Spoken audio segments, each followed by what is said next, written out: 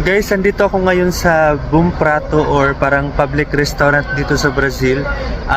Programa siya ng gobyerno para sa mga tao no, na gustong mag-budget or nasa low income na mga tao. Kumbaga, nagsiserve ito ng pagkain na kumpleto na siya. May isang plato, meron ng feijão, meron ng karne, meron ng salad at saka rice, at saka may tubig na rin. So sa atin parang equivalent siya, nagbabayad ka lang ng 1 peso sa pera natin, no? Parang ganun lang yung price niya, amazing.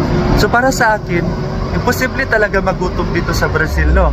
At remember guys, hindi lang to isang beses sa isang araw ha, kundi 3 times a day, sa umaga, sa tanghalian at saka sa hapon, sa dinner, 5 p.m. to 6 p.m.